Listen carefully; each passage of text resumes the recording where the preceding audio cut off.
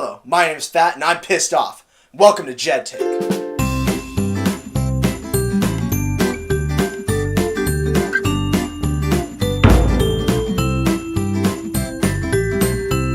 Let me just start off with a simple sentence. There are plenty of games that earn the price tag of $60, but there are too damn many that don't. Today we're going to find out if AAA titles still deserve the $60 price tag. AAA titles my whole life have been $60. Now, I'm used to that now.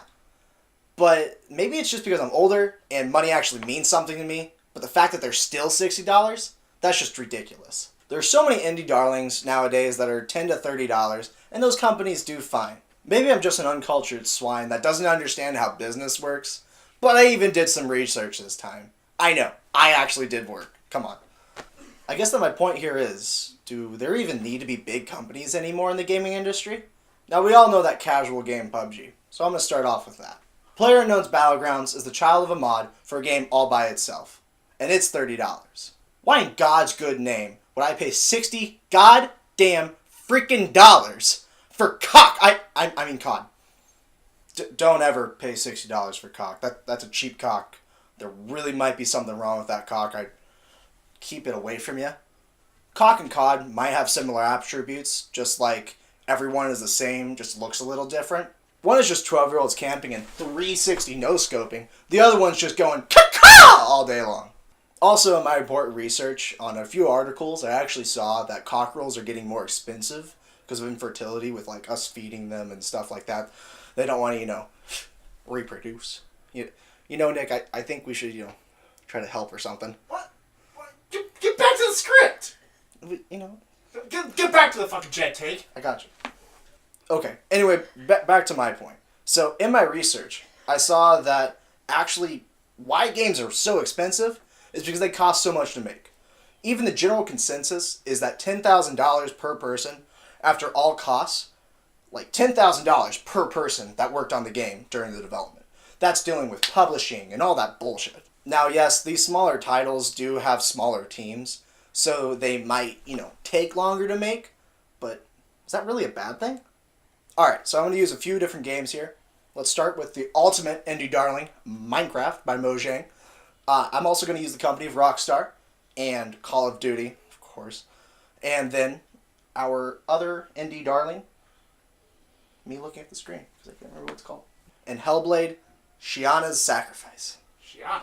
Don't think I spelled it. Sinuous. Sinuous. Shiana! Shiana. Hellblade, go fuck your mother. Hellblade, Siana or Sinua? Sinua's Sacrifice. Siana?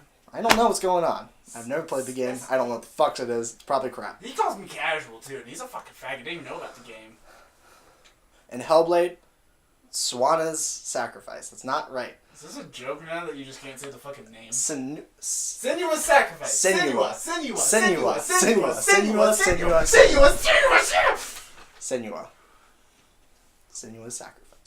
Okay. Senua.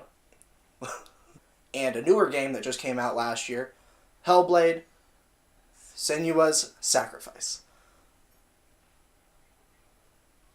So this is two lesser developers, at least in their time, versus two leaders of the industry for the last decade.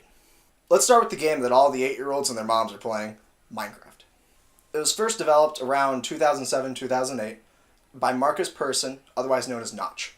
It took until 2011 for the game to be fully developed and fully released, but in 2009, in its early development, it was getting a lot of push and a lot of notoriety because of YouTube changing their algorithm to more talk about gaming and more bring that up. Words are hard. I'm going to use it. With the simple concept and amazing graphics, the game might just stand the test of time.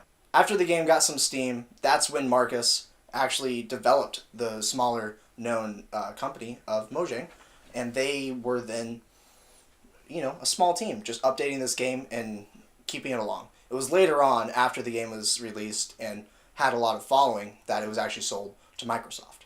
A game can still earn its $60 price tag if it's done right, with the right amount of work and the right amount of areas.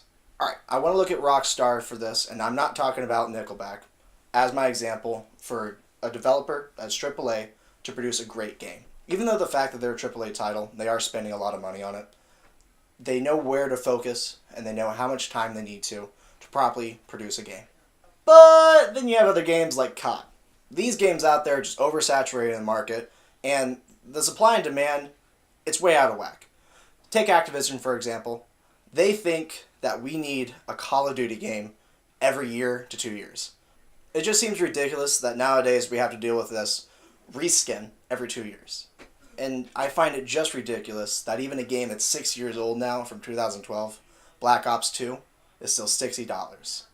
For me, this is crazy. The only replay value that I even see from this is the multiplayer.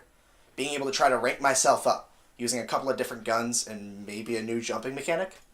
Sometimes the story isn't even there. Now looking at a game sporting the $30 price tag, Hellblade: Senua's Sacrifice. I actually did it. First try! That was actually second try, but that's okay. One take Larry!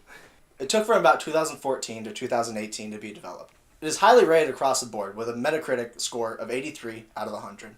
They even self-proclaim to be just as good, if not better, than a AAA title. So the development team for this was Ninja Theory, and there was only about 20 people working on this game. I feel that $60 can be a fine price tag for a game, but it's just usually not necessary. It's only done whenever they're trying to get a big profit, or they just spent way too much money on marketing, producing, and then just over-developing it. Take, for example, with COD, trying to put a new game out every 2 years so they get hundreds of people to come in and develop a game to get it out quick. That's just not necessary. Sometimes suspense is good, but as we all know, casual gameplay is what the masses like. And that's a Jed take on why $60 games are the devil. See you later, you cockerels. Oh, and don't get me fucking started on microtransactions.